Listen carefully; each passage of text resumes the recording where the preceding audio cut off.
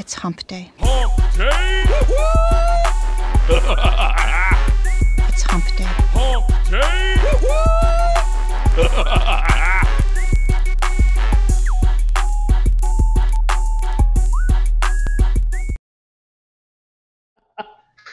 Hey everybody, welcome to Hump Day Hangouts. This is episode number 95, and today is the last day of August, the 31st, 2016. We got almost everybody here, but we'll go down the short list. I believe we're missing Chris right now. He might pop in later. But Hernan, how's it going? Hey guys, hey everyone, how's everyone doing? It's really good to be here. Good, good. Marco, what's up? What's up, man? Warm, but Yep. it's raining. Raining again, man. 2 days that's in a row. Into every life, a little rain must fall. Yeah, that's how it goes. Bradley, how's it going? It's going well, man. Happy to be here. Excited about our Content Kingpin launch. It's ongoing right now, so I'm sure we'll talk a little bit about that, but I'm happy to get started. Definitely, definitely. Well, I wanted to remind people, obviously everybody here, or let me rephrase that, everybody watching should be able to count. So we're at episode 95, and instead we might do something on episode 100, but we were just talking about this. We're definitely going to do something special for episode 104. All right, so that's going to be, there's 52 weeks in a year, so episode 104 will be, the big mark for us. So that's going to be 2 years. Yeah, that's pretty awesome. So stay tuned for that. We'll obviously be putting out some information on what's going on there. And then, if you've opened your emails, hopefully you've seen them and you check them out. If you're interested to add all in content, I'm going to have Bradley talk about Content Kingpin real quick. And also, we wanted to let people know, too, that this isn't just written content, right? There's also a video component to this. So, Bradley, if you want to talk about that real quick. Yeah, so I'm posting on the event page right now the Content Kingpin Q&A webinar that we did yesterday. So I'm posting an event page, guys, so that you can see the posted questions as well. And you're more than welcome to go check that out if you want to. It wasn't a pitch webinar. It was just basically, okay, here's what the course is. This is what it's about. This is the origins of it, how I developed it, why I developed it, and what's inside. And we walked through the members area to show the training. And then we brought Zane on to talk about the Tube Kingpin, which is the upsell.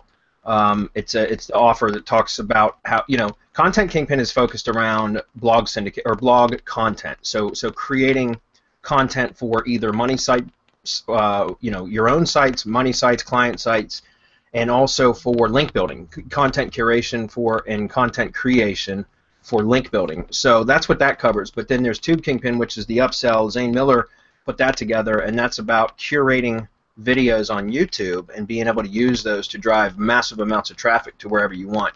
Very, very powerful method. So both of those are covered in detail in the webinar that we did yesterday. And again, it's not a pitch webinar. Literally, the link is on the webinar page if you want to buy it, but just go check it out. Hopefully it'll get some questions answered.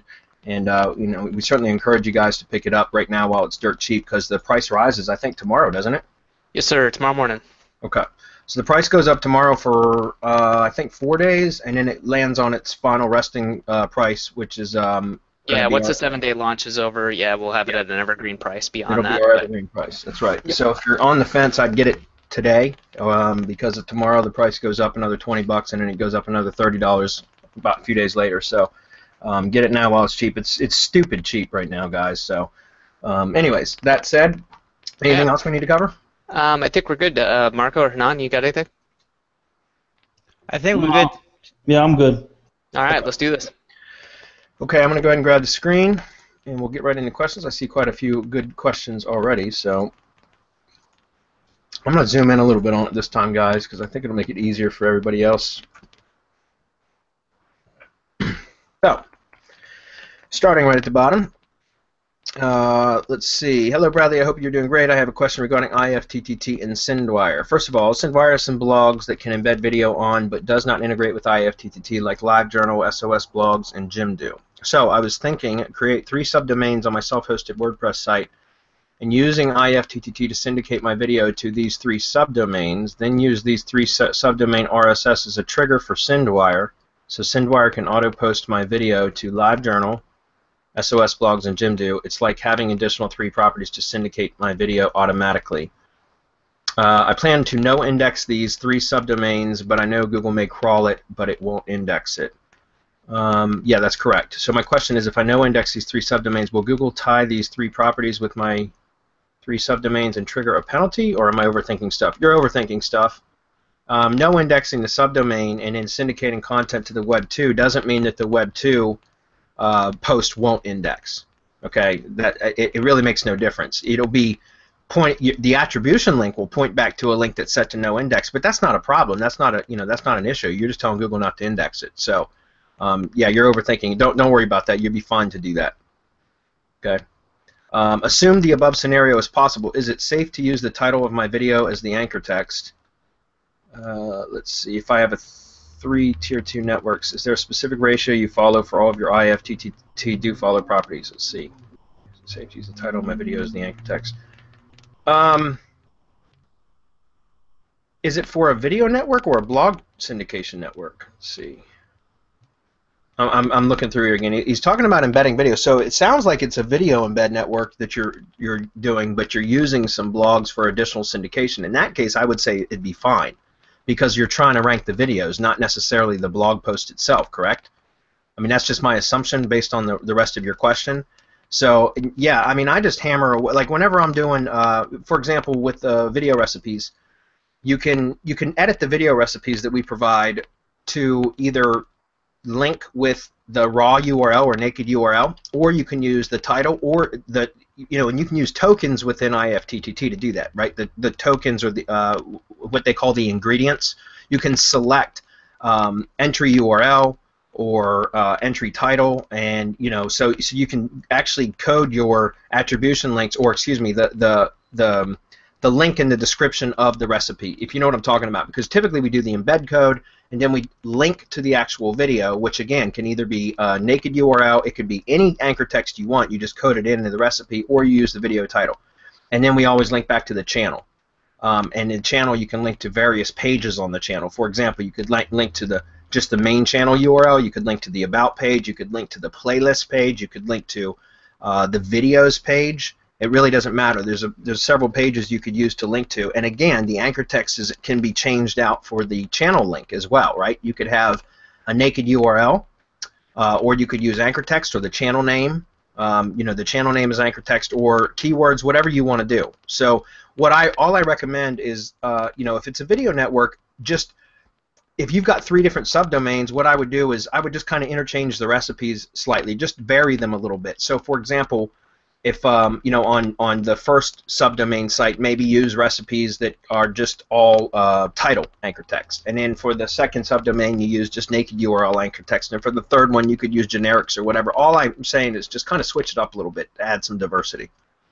If it's blog properties, it's different, guys. If you're doing blog syndication, first of all, I don't recommend having a whole bunch of. I don't recommend really doing the 2-tier networks. We've talked about that 1,000 times, unless you're minimizing your footprint a bit with, reducing your footprint by using Tier 2 related content triggers, in which case you're typically going to be linking back with the anchor text is going to be, the actual link, the title of the post that you're syndicating is going to be the attribution link.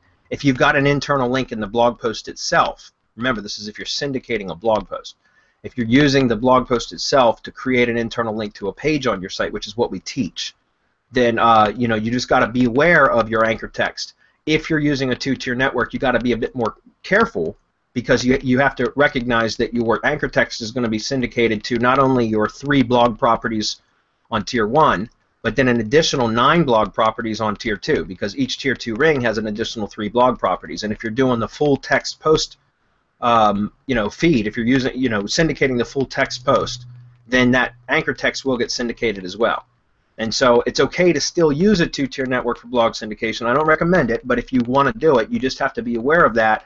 And so in that case, I typically like to just use naked URLs or generics or very broad terms, and I'm cognizant of that when I'm, my virtual assistants, whoever is doing the posting, is always aware of that, so that they vary the anchor text from post to post, so that we're not always hammering away on the same keywords, because then you can get over-optimized anchor text.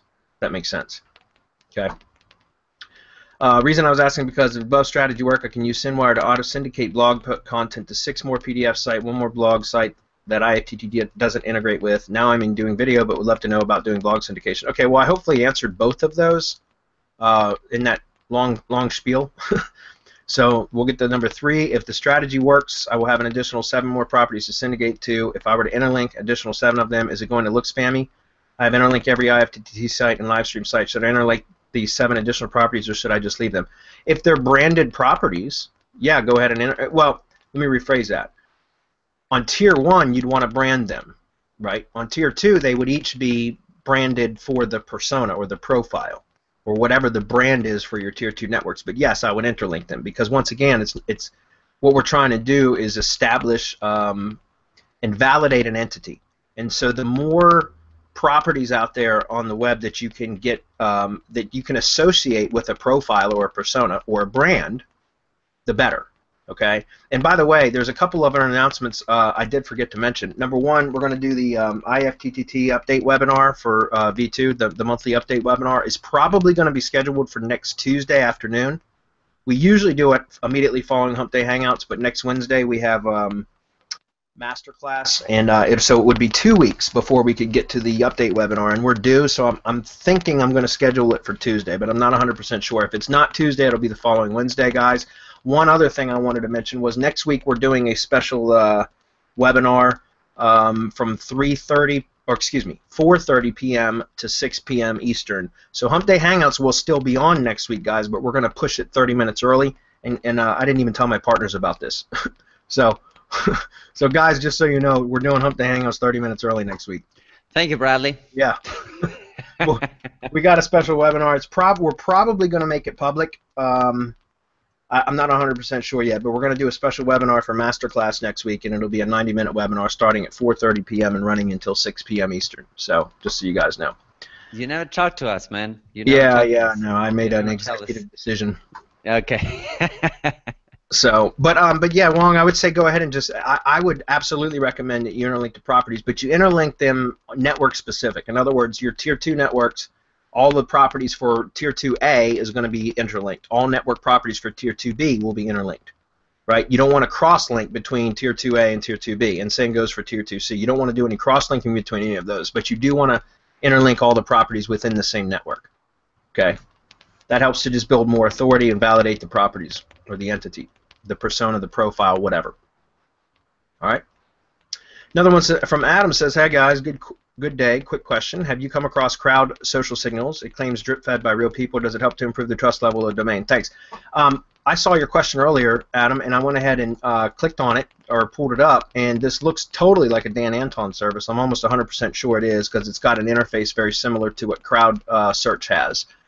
So I'm pretty sure this is one of his new services. We're going to reach out to him and get a little bit more information on it. I have not tested this or anything yet, but I should be in the beta testing group because we do a lot of stuff with crowd search as it is, and I'm assuming this is a similar service to crowd search, except it's a social signal service, so crowdsourced social signals.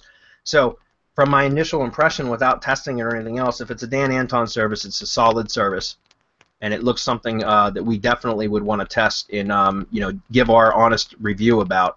So we're going to be reaching out to Dan to find out more about it. Unfortunately, I don't have any more information for you at the moment, but maybe by next Wednesday we'll have a little bit of data for you, an opinion. But I can tell you just from first look that Dan Anton services are usually really solid services, so I would say it's probably a good service. All right. Bob's question. He says, "I just finished building my first IFTTT syndication network. Everyone go +1, Bob's, because that's a milestone. Most of it went smoothly, but when I went to put links in my OneNote account, I got a message saying my Outlook account has been temporarily suspended. Other than the initial setup, there has been no activity on that account, so I'm not sure why it was suspended. Any thoughts on why this would happen? I may not be able to make the Hump Day Hangout live, but please answer so I can check it out on the replay." Okay, Bob. I haven't actually seen that, specifically from adding links. I know Outlook, those accounts can get locked fairly easily because of like IP issues. If you've got, like for example, and I don't know that this is the case, but I'm saying if you created the account with a proxy and then you logged into the account without a proxy, sometimes it would trigger, it will lock the account and it will trigger a re-verification, and they're a bitch to re-verify. Outlook accounts are. So that may have been an issue. I don't know that that's what you did. I'm just saying, if your IPs had changed from, logging in one time to logging in another, that may have been an issue. As far as actually adding links and having it saying temporarily suspended, I have not seen that. So I really can't troubleshoot it without or give you any suggestions. My first guess would be that it would, it's most likely an IP issue. You were on a dirty IP or something like that. If you were using a proxy, it could have been a proxy that's been blacklisted or flagged or something like that. If you were using your own IP, then maybe, maybe they're just cracking down on stuff. And if we start getting more reports of that, we'll have to dig into it a lot deeper and figure out what's going on. All right. Clark says, I have a new client that has 3 locations. Each location has a verified but not optimized Google My Business listing. I will be creating a new website and want to use IFTTT network to best advantage. Should I use one network or do I need one for each location? All right, Clark, this is definitely a good question. We get this asked a lot. I recommend that if you've got one network and it's for the same client, the same brand, in other words, the same business, but they've just got 3 different locations, then it's perfectly fine to use one network for all 3 locations. Okay? So there's a couple ways that you can do that. You can have each one of the locations, if they each have their own, like I'm not, you say it has its, each location has its own Google My Business listing, so I don't know whether you have one website or 3 websites. If you have one website, then it makes it easy because you just would syndicate to the one network from one website. Right, and you might have 3 separate landing pages on that domain for the 3 different locations, and that's perfectly fine. Now, if you have 3 separate websites, there's a couple things that you can do, which is typically how I build stuff out, because I usually build a corporate, a corporate website on the root domain, which is essentially just a billboard, right? It's just, this is the company, this is what we do, here's our contact information, and then there's a locations page or directory right on the website that then they can click through to go to the individual location websites, which are usually on subdomains. That's just how I build my, that's how I build my structure whenever I'm building a multi-location site. Okay, and so I'm just going to give you both versions of it here. If it's one website with 3 separate landing pages, yes, one network's fine, and you won't have any issues. If you got 3 separate websites, then what you can do is still use one network, but what you do is you create 3 sets of recipes, because each separate website can have its own RSS feed, right? So you could have essentially 3 sets of recipes triggering the same IFTTT network because you're using 3 separate RSS feeds as triggers, right? One for each location. Alternatively, you could choose one location to be the main blog and just blog from that. And again, this is if you have 3 separate websites. You could choose just one website to be the blog, or put a blog on a subdomain or something like that, and call that and just use that as a content distribution engine, and then syndicate all your content from one location, one website, but still use that blog to build links to all 3 locations or all 3 separate sites. If that makes sense. So the point is that it really it doesn't. Yes, you can get away with one network depending on how you built your infrastructure or the structure of the site.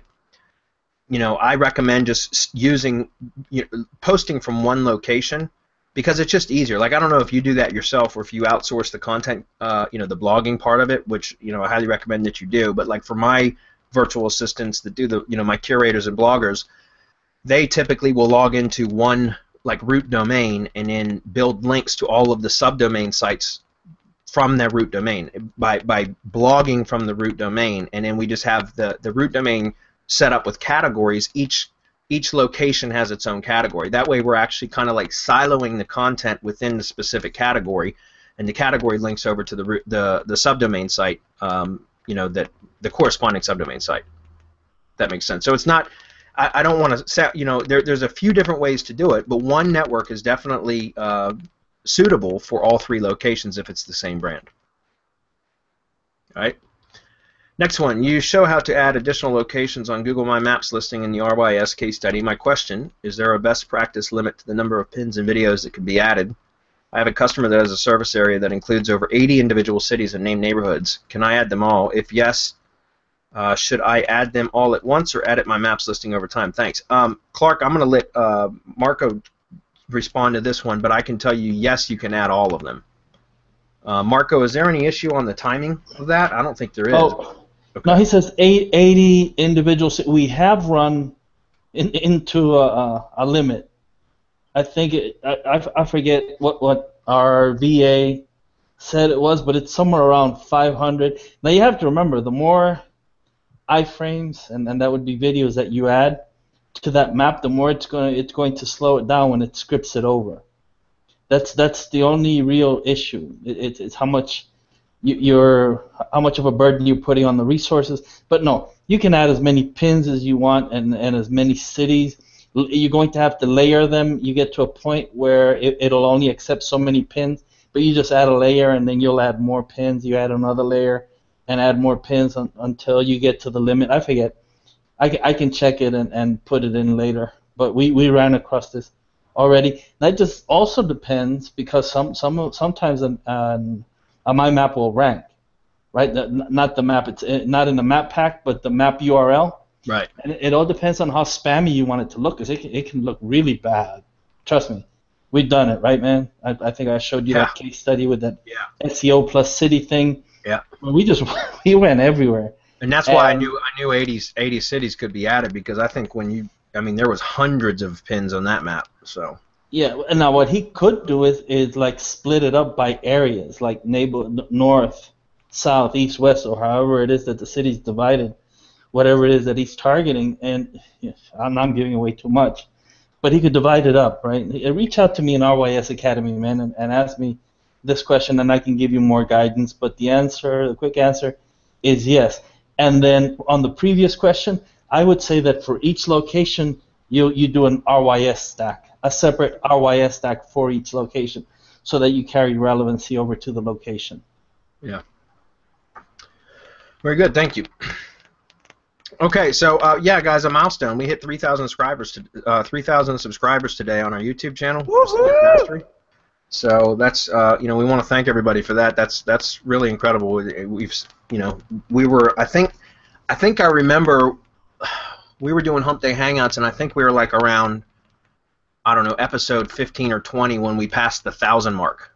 Like, we were on the Hump Day Hangouts, and I think we were at like 996 subscribers, and I was like, go subscribe to our channel right now. We're going to give something to the 1,000th subscriber. And so we've come a long way since then. It's pretty cool to see us hit that 3,000 mark, guys, so we really appreciate that, and I wanted to share that with y'all. Okay, Scott says, hey, Bradley, I was going to ask this question in Masterclass, but the link said that the next webinar is Wednesday, the September 7th, which is too long of a wait. Question, where exactly is the Masterclass training, or excuse me, where exactly in the Masterclass training does it show how to build and optimize a website step by step? Not able to find it. Thanks. Scott, I would suggest most likely you're talking about if it's a local site, and that's what I can assume. There's 2 case studies that I went through where I built the site basically step by step, and because the Masterclass training's only an hour each time, I don't go through in real time and build it, but what I would do is every single week I would plan, at the end of the Masterclass webinar, I would say what the plan was for the to-do list for the next week. And then the following week, I would immediately go in and show the work that was done that was proposed the previous week, and then walk through what was done, how it was done, and why it was done.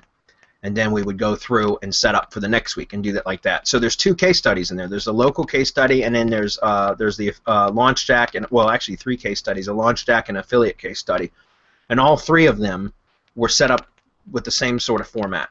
Yeah, and I think he's probably going to want to start with the local case study. Yes. 1, that's first in the series, and then 2, that I know that you definitely went into detail with the website set up there. Not that you didn't in the others, but I think that's going to be the one you should probably go through. Yep. That's about 6 or 7. I'm looking at it right now. Yeah, it's 6, 7, or 8, even 8 classes. Yeah, I think it's 7 with a Q&A. So. Yeah. Yeah, and we went into great detail on that, guys, and that local case study is still just ranking like crazy. I think 4 out of the 5 keywords are in the Maps 3-pack that I had originally optimized for, and I haven't touched that since I think July of last year. So it's definitely a solid way if you just go through the training. Yeah, I'm gonna say it now too. If anybody listening right now is in IFTTT SEO Academy, and this is sounding like good stuff to you, you should hop into the masterclass. I'll put the link up there, but you get access to all this stuff, and you get access to the SEO Academy, IFTTT SEO Academy stuff.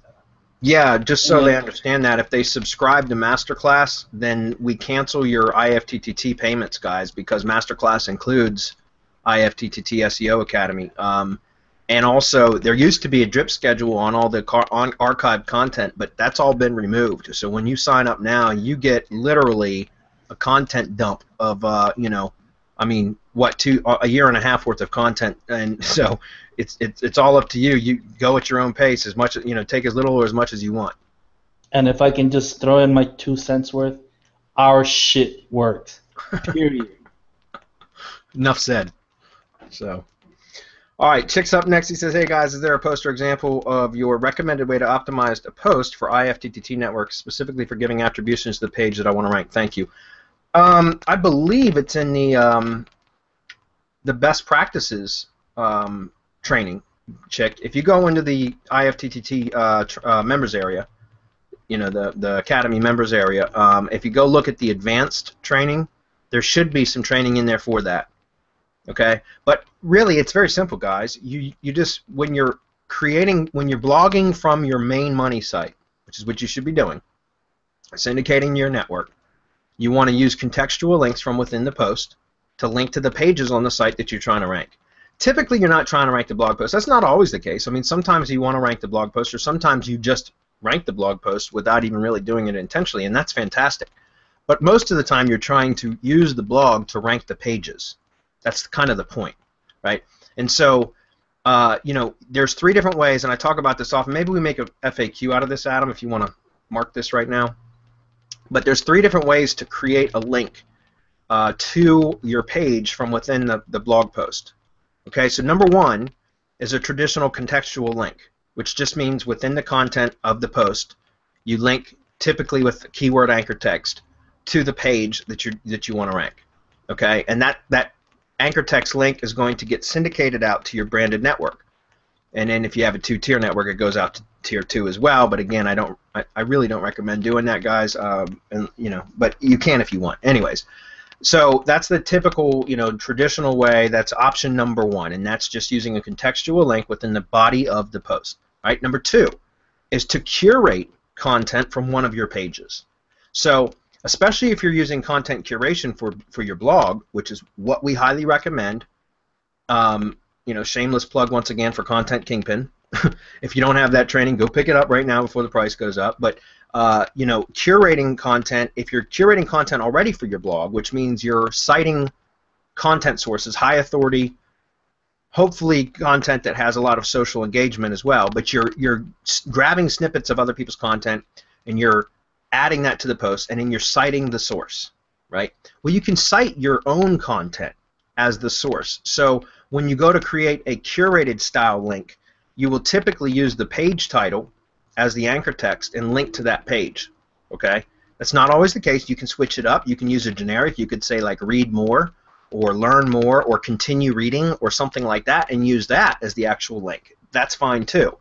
Okay, so option number 1, remember, contextual link. Option number 2 would be to curate curate some content from the page that you're trying to rank, and then link to that page with the title of the page, you know, the page title itself, or with like a generic or something like that. Okay. The third option is a recommended resources or additional reading or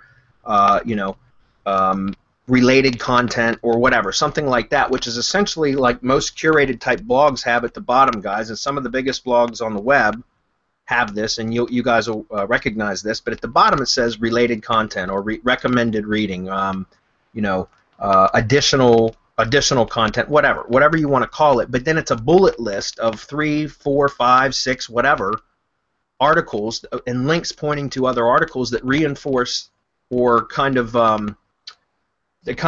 reinforce the overall theme or topic of the post, right? It's like a continued reading type stuff. And so you could always add a link to your page within that as well. And again, all of that is very, in the IFTTT training itself, there should be some training for that, but then also in Content Kingpin, most recently, we go into that extensively. Hopefully that's helpful, though. So there's 3 different ways that you can use to actually link out to your page. Just remember, you don't want to hammer the same keywords over and over again. So that's why it's good to even vary the type of links from contextual to citation, or citation link, or curated type link, to recommended reading style link, because that varies the link type as well as the anchor text and everything else, and that's what you kind of want, is some diversity. All right. Shannon says, I know Content Kingpin is out, but I have not received it yet, so I was considering picking up Curation Suite. Will that work with Kingpin, or is it not needed? Yes, it's Content Kingpin teaches you how to curate and why, which I think is key.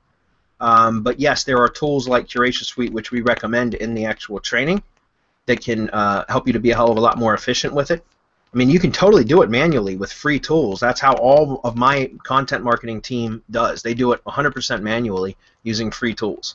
Use Curation Suite. It is awesome. Yeah, it is. And I mentioned this in the webinar we did yesterday. If I had to train my team over again, I would have trained them on Curation Suite.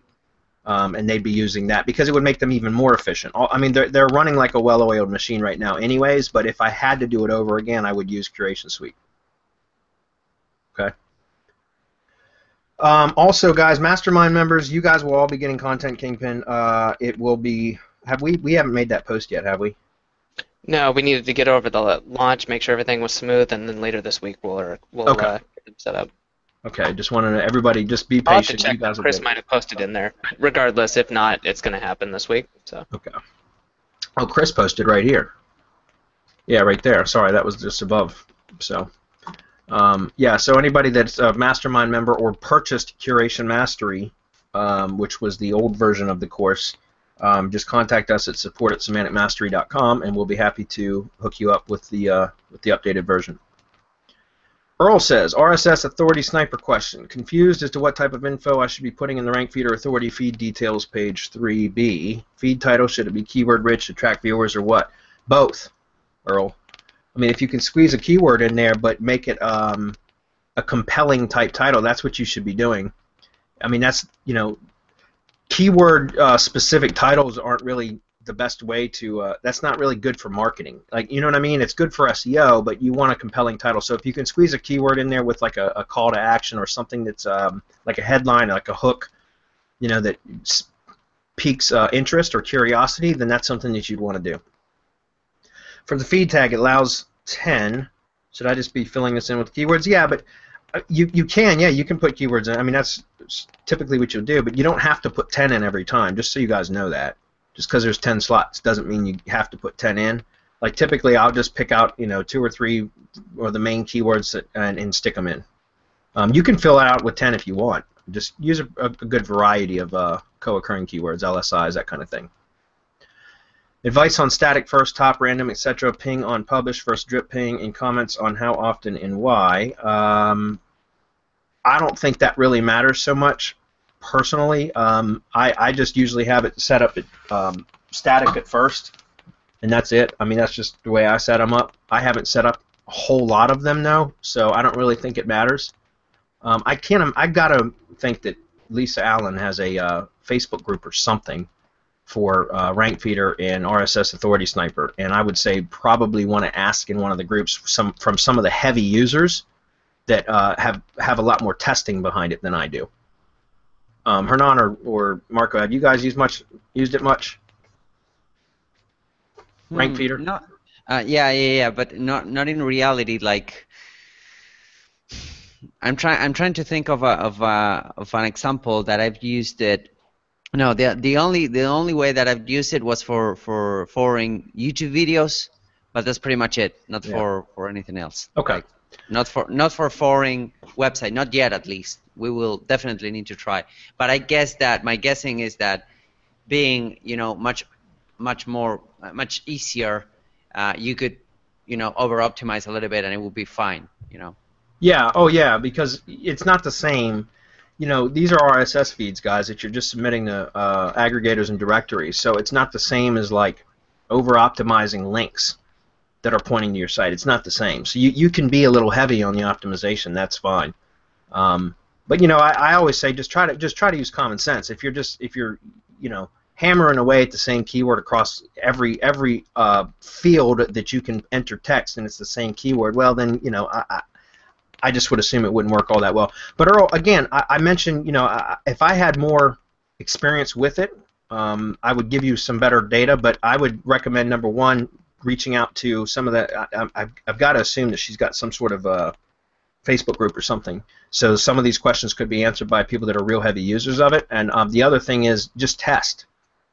Test it and see. And that's because even other people, when they give advice, it's still worthy of a test on your part, right? So my point is, go ahead and set up a feed one way for one post, and then set up a feed another way for another post and track your results. Put it in a rank tracker and see which ones are giving you better results. Like, which configuration gives you the best results. And then if one configuration outperforms another, then you need to set up another test to verify or confirm that that data is consistent, right? That's a repeatable event or repeatable results. And thanks to Greg, he just posted the Facebook group. So anyone who's looking for that, it's the top comment up there. Thanks, Greg. Go. Yeah, and just if I can add to this, my take on this is that you shouldn't really be concerned about hammering away with keywords on this, because what you're looking for is you're siphoning that authority and that topical trust, right, for the topical trust algorithm. In co-citation. Right, and you're looking for that co-citation. So all of that together, the bot is smart enough to take all of that relevancy and say, that's what this is about, and without you needing to do all of this other stuff, without you having to worry, okay, should I hammer it with keywords? Should I add it here? Should I add it there? What else should I do? What you're trying to siphon is the authority from these other feeds, and again, the topical trust, and as Bradley mentioned, the co-citation. That's what you're looking to do, to push all this back to wherever your feed is originating. That's how I see the purpose of RankFeedr. Yeah, and Hummingbird and RankBrain are both evolved enough, advanced enough to be able to make that association too. So that's the thing. You don't have to hammer away on the same keyword. Is my point. Just like Marco said. Love that meme, Wayne. It's awesome. All right, Braulio says, this might not be the right place for the question, but here goes. What is the main difference between SerpShaker and LeadGadget? I've heard Bradley say that the ATM is the industrial version of SerpShaker, but how so? If the answer is that LeadGadget builds entire sites and SerpShaker is just a plugin, Andreas released SerpShaker Control Center, which builds SS sites en masse. So does this bring SS to the same level of LeadGadget? I'm not here to put down anybody's products or anything like that. So all I can say is I stopped using SerpShaker when I started using LeadGadget or the ATM very heavily. And so I'm not familiar with the evolution of SerpShaker. So I really can't comment on that. And besides that, Andres is a friend of Semantic Mastery as well. And so you just have to make the decision. I can't tell you because I haven't used the SerpShaker Control Center what the difference is. I know that the ATM has massive amounts of coding behind it now, in part because not just from Don, but also from Marco and our team. And I know that we have kind of a unique relationship with that. And so again, I'm not here to put down SerpShaker Control Center. I have no idea. I haven't used it. I know it's a good product. A lot of people like it. A lot of people use it. So I can't really answer that other than the fact that I use exclusively LeadGadget and the ATM, and again, because we have kind of a relationship with them that's beyond just us using the product. Okay, we've got a vested interest in it. Does that make sense, Marco? Do you want to comment on that at all? We're kind of in a precarious position trying to comment on that. No, not really, because I haven't used the control center. I've only used the SerpShaker plugin. That's all. That's the only thing that I could speak on if I were to speak. As far as the SerpShaker control center, we'd have to have access to it. I can tell you from having had a behind-the-scenes look to what LeadGadget is. It's above and beyond anything that you could possibly imagine. The amounts of code and work that has gone into this, but both into lessening the footprint, being able to grant you speed, being able to pull in content sources. Just everything. We're still working on it. We're adding schema. We're adding, just a whole bunch of different things that will make this even more, that will allow people to make each site more unique, each site that they mass produce, even though it's mass produced. And that's really all I can say is what I've seen and what I've worked on, rather than speak on what Andres is doing. Maybe we need to invite Andres over so that he can talk about his control center. Yep. Okay, Ethan's up. He says, hey, I purchased several full two-tier IFTTT networks from Serpspace, and I just wanted to confirm with you guys that I am safe with the default anchor text generated by all these properties. Well, okay, Ethan, yeah, I mean, again, when we deliver, as far as I know, Adam, we are still sending out with delivery the links to the best practices series, correct? Sorry, I had myself muted. Yes, we are, and I'll double check on that though, just to make sure something isn't broken or any of that, because it should have a link in there. So Just a so couple you months know, ago, those I are check every once in a while. That's in the Done For You IFTTT funnel series if you need the links. But yeah, I mean, just usually when we send, I mean, as far as I know, when we deliver the networks, we send out the best practices, and we totally recommend, Ethan, that whenever you're using two-tier networks for blog syndication, that you make sure, and this is not something that we're going to do in Serpspace. We will not do this. This is something that you're going to have to do once we deliver the networks, and that's gather your own related content feeds and make sure that you set up the Tier 2 triggers so that you're reducing or minimizing your footprint for blog syndication, because that can create an issue. Remember, when you're syndicating content to a branded network, you don't care about a footprint because you are just doing what you're expected to do, and that's sharing your own content to your own branded properties. They're just extensions of your brand, so there's no footprint issues. Where the footprint issues come in is with blog syndication when you start stacking networks and doing tiered networks, because then you're doing it clearly to manipulate search results, and that's against Google's terms of service. Okay, and that can get you into trouble. So you can minimize or reduce any footprint issues by injecting additional related content sources into the Tier 2 triggers so that your second tier networks get populated with additional related content from other sources. Okay, and we talk about that in the training.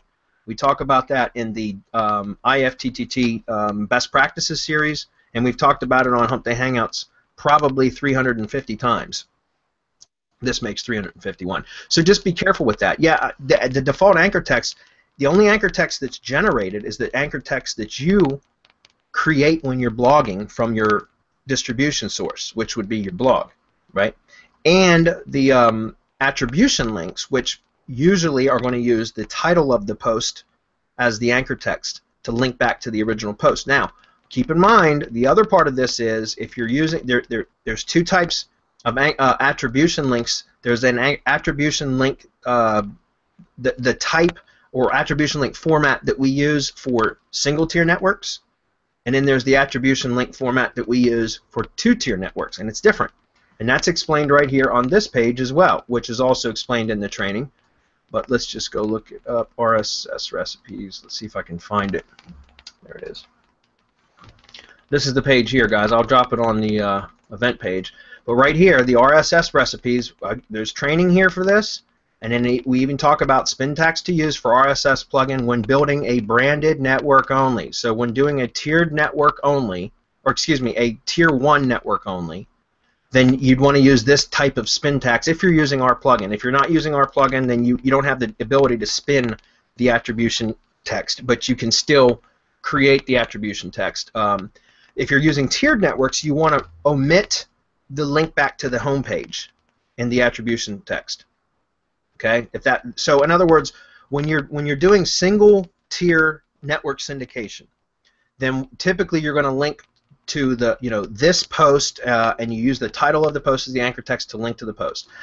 Was originally published on, and then you link to the actual home page of the blog, right, of the money site. But when you're doing a two-tier network, you want to omit the link to the home page to where you're just building a link back to the actual post using the title as the anchor text. Okay, and again, that's covered right here. It's covered inside the training, and it should be covered in the best practices series that gets delivered with the Done For You network. So you're not in any trouble or anything, Ethan, if you haven't been doing that. But I recommend that you immediately go find some related content sources, grab some feeds, and set up the additional triggers on the Tier 2 networks so that you start populating those Tier 2 networks with other people's content as well. Okay. Ethan's next question. Also, I'm curious how to know how to bump an older post to the top of the RSS feed. Wow, this question, I'm not upset with you, Ethan. This question has come up, I swear, at least twice a week for the last month. Do we not have a FAQ for this one? We do. I'll get that. If you want to go on to the next question, I'll grab it and post it up there for Ethan. All right. Well, just really quickly, I'm going to post in here. If you have our premium version of the plugin, if you're a Mastermind member, our plugin will do that for you. The RSS plugin, you have to be a Mastermind member to get it. It's not for sale. So, if you want it, you got to join the Mastermind. Otherwise, if you use republish old posts, and I'll say WordPress, it's going to be the first link, guys. This one right here. This is a plugin that you can download or install on your site. It's free, and it's called Republish Old Posts. And there's some settings. I'm not going to walk through how to set it up. There's help files and everything else. But you can actually use this to reinsert posts that have already been published back into your feed for resyndication. Okay? So this is Republish Old Posts. Check it out. It's free. Let's see. Paul Fussell. Yeah, okay. Link for the upsell. Did you give that to him? I asked him to, yeah, he's going to Okay. get in contact with us. Yeah, just so you guys know, if anybody, you don't want to buy the Tube Kingpin upsell unless you have Content Kingpin, because it's based on the principles taught in Content Kingpin. It really wouldn't make sense to just buy that by itself, just so you know. Okay, Greg says RSS never works great and has measurable results each submission. Yeah, Greg, that is very cool. So thank you for that, by the way. Jordan says, is there any semantic mastery plan for a course on maps pack ranking? Jordan Fowler. Well, yeah, Jordan. There's a few. Number one, the MasterClass training. Right. In the MasterClass training, we walk through the local case study. Which again, if you join the MasterClass, we cancel your IFTTT SEO Academy payments because MasterClass includes IFTTT SEO Academy. Just like Mastermind includes MasterClass and IFTTT SEO Academy and pretty much everything else that we do that's under $300. If it's over $300, then you get a 30% discount. Okay, so we have tiered products. Each time you step up, you get the products below it, included with your subscription. Okay, so MasterClass has training on the local case study, which I mentioned at the beginning of this webinar. That site is still ranking today. I haven't done any work whatsoever since July of last year. It's still ranking today for 4 out of the 5 keywords, and I walk through step by step on exactly how to do that. All right. Plus, we also have, well, in the Mastermind, we cover stuff every other week when we do our webinars that are 2 and sometimes 2.5 hours long. So, that there's a ton of stuff in there about that. But specifically, we also have RYS Academy. RYS Academy and the speed ranking course was specifically for maps ranking, and it works like gangbusters.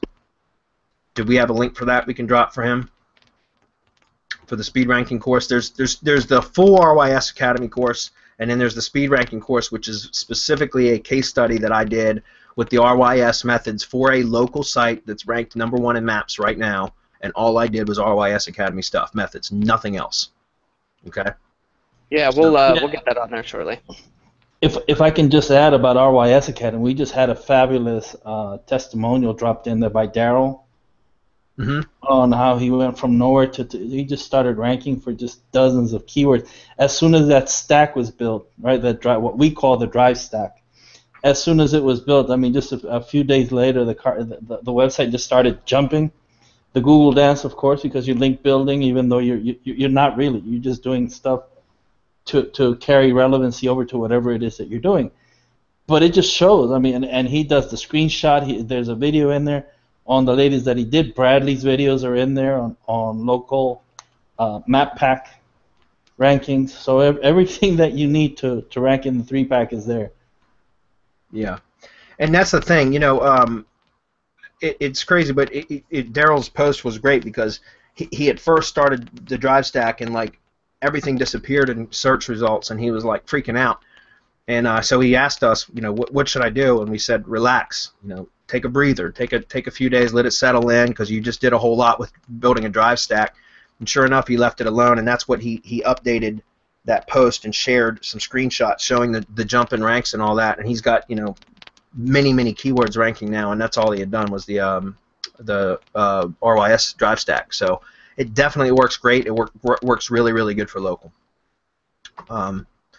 Okay, next. Jordan says, is there any semantic mastery plan? Oh, I'm sorry, that's one that I just answered. I think there's a need for a course on how to use proxies, VPNs, how to go to stealth, best practices for marketers, and IFTTT V2 members. Maybe. Well, the whole first module inside of IFTTT SEO Academy is about how to use proxies properly, with Firefox. And then I also have an additional training on specifically how to use Browsio. And we're going to be having a webinar with the Browsio developer, Simon Daddia, next Wednesday. So he's about to launch version 3 of it, and it's a solid product. If you're doing a lot of building yourself, or if you have a lot of virtual assistants that are building, I highly recommend that you get it. It's worth the additional cost because of the efficiency that it provides with being able to build. So I use Browsio for the Video Marketing Blitz software, which we promoted a couple weeks ago or whatever. That's Ab's product, which is a really good product, but it requires having a bunch of, each YouTube account has its own dedicated proxy, and you have to create the API credentials, and you always have to log back in using the same proxy, the same IP. So you just set up Browsio and just install all of your, I have one of my virtual assistants, he just added 60 YouTube accounts with 60 dedicated proxies, one per account, and he just added all that to the Video Marketing Blitz software over the last couple days, because that's what we're doing. So Browsio makes it very, very simple, because you can have one window open with a whole bunch of different browser tabs. Each tab has its own proxy, its own IP, and it's completely independent and separate from the other IPs. So there's no crossover, there's no bleed over, no leakage, right? IP leakage, right? So Browsio is a very, very powerful software too, Greg, and we cover that inside of the IFTTT SEO training. And again, we're going to have Simon Daddia on next week, which again, we may make it public. It's going to be the MasterClass webinar, but we may make it public, and it's going to be from 4:30 to 6 p.m. next Wednesday. So I know we're about out of time, guys. Let's finish up these last couple ones. Jordan says also, as to my recent experience with Squarespace site and IFTTT SEO network, run like a scalded dog. What a headache. Finally convinced client to let us migrate to WordPress. If anyone has a client with Squarespace site, say we migrate or no dice. Unless you're feeling like Tony Romo day after day. That's awesome, Jordan. Thank you for that. All right, last one. Jordan says, so can one join Mastermind at this point and not feel miles behind? Yeah, Jordan. And the reason why is because, you can go through the archives, the library of past webinars, which is immense by this point, because we've been doing the Mastermind. Remember, we were doing the Mastermind, I think, 6 months before we even opened it to the public. Maybe, well, even longer than that, really. When we were just a very small private group before we had even become Semantic Mastery, we had been doing webinars. Some of those are in the archives, I believe.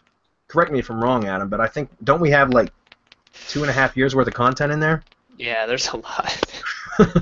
Yeah. But obviously I recommend that you would start off with the most recent webinars and work your way back, because at some point you're going to start seeing some information that's no longer outdated. You know what I mean? Or that's no longer up to date because of how stuff evolves. So I would just start with the most recent webinars and work your way back. And then once you start seeing some information that had been contradicted on a more recent webinar, that's when I would stop. But there's still some evergreen stuff in there that doesn't change, and that's the thing. If you have anything specifically that you want to find, you can always post in the Mastermind community and ask for some recommendations. Okay, and we can point you in the right direction, or some of the other Mastermind members, because again, I guarantee you, if you're unclear about something and you post it in the Mastermind community, somebody else in the Mastermind had been unclear about it as well, and it got resolved, so they can help you. And that's part of the reason it's called a Mastermind, guys, and not just a group, because it's not just about us teaching you guys stuff. It's about all of us collaborating together. Like, we learn as much from our students as they learn from us, and that's the truth, because we have a lot of really savvy people in the Mastermind that contribute and post content that they find, and questions and case studies, and so it truly is a Mastermind community. Yeah, right? Not only that, talk about the power. This is a power. It's even helped us and others, like Bradley's saying, like Serpspace. That came about in part because of a Mastermind member, Yeah. right? That's how that happened. It's crazy, the power, and that's how we started. So just my 2 cents. Yep, and that's the truth. Semantic Mastery formed because of a previous Mastermind that we were all in, and then Serpspace is that's a collaboration between Semantic Mastery and Rankus Now, who's a Mastermind member, Roman and his crew. So there's a lot of really good connections that can be made, guys. Okay, last. Ganti says, please make the Browsio, I guess, by Daddia public. Really appreciate it. Yeah, Ganti, I think we're going to. Even if we don't make it public for the actual live webinar, we're probably going to push the replay out. I know he's going to do a limited release on version 3, and I think once he fills those slots, he's going to close it down and just to work out any bugs. But then it'll reopen. So either way, I'm pretty sure we're going to make it public. I can't swear to it just yet. I got to get clarification from him as to what he wants us to do. All right. Okay, let's see. Would love to see live reviews of the tools that are on your resource page. I have several that I would like to leave. We would love to see live reviews of the tools that are on your resources page. I have several I would like to leave. I don't know what that really means, Greg. I'd probably just so we can pick the best, right? Instead of, because we offer several. If we're using them, there's generally several options for, let's say, VSL tools is one I'm thinking of. So being able to see them before you do that. So yeah, that's good. We've thought about that. It's tough just because of the vast amount of stuff out there. But it's something we are thinking about, and it's funny actually, Greg, this may get us light the fire under our ass again. We talked about this recently. So anyways, that could be coming. So we'll see what we can do. Okay. Sweet. Well, this was a good one, guys. We got all the questions answered, too. It was good timing. So, all right, guys. Well, everybody, thanks for being here. What do we got tomorrow? Tomorrow's the Tube Kingpin webinar for anybody that purchased Content Kingpin and Tube Kingpin. We're doing the webinar tomorrow, which goes in. Zane's going to be hosting that, talking about tube spinning and curating YouTube videos and all that. So, anybody who wants it, check it out. Otherwise, we'll see you all next week. And don't forget, next week the Hump Day Hangout's going to be 30 minutes early, so we're going to start at 3:30 p.m. and go till 4:30 p.m. Okay? Sounds good. So for anybody who hasn't bought into Content Kingpin or who's maybe on the border, why, I'm totally pimping ourselves, but why should they go buy it so that they can go to this webinar? Like, what's so cool about the webinar? Well, I guess it's the introduction to tube spinning. Zane's hosting it, so I don't have the actual content in front of me as to what it's going to be teaching, but it's going to be like essentially laying out what tube spinning is all about and how curating YouTube videos and building remarketing lists and all that kind of stuff, which is really the core of the Tube Kingpin training. The replay will be put inside the members area anyway, so even if you guys don't get it before the webinar tomorrow, you'll still be able to see the replay of the webinar. But, again, the price goes up tomorrow, so if you're going to get it now while it's cheaper. So. Sounds good. All right, awesome. All right, thanks, everybody. Thanks, Hernan and Marco. Thanks, guys. Bye, everybody. Bye-bye.